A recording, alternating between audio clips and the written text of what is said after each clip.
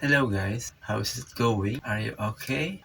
So for today's video, I'm just asking you, or we have a short conversation. So come on, and let's have talk about what is the purpose of the major scale if we are learning a guitar, because the major scale is a very important to our learning.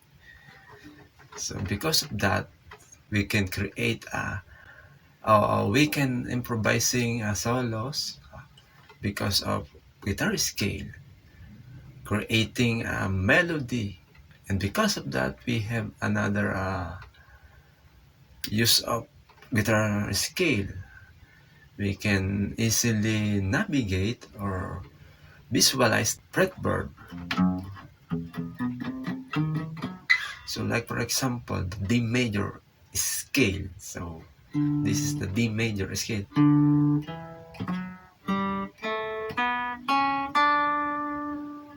So because of the major scale, we can create a guitar solo.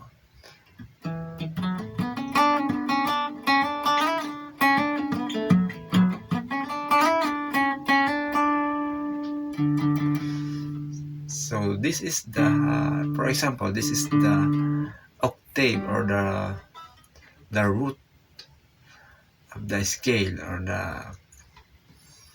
the lower octave, and this is the higher octave.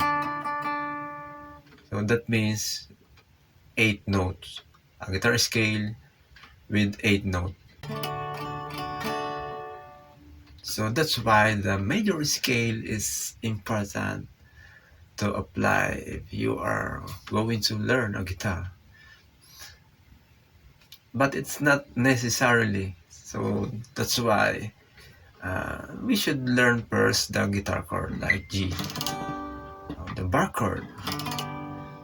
Sometimes it is just, if you are a beginner, sometimes G major bar chord, it is difficult for a beginner. So my point is, so as long as you are learning a guitar chord, so please add to learn your guitar scale.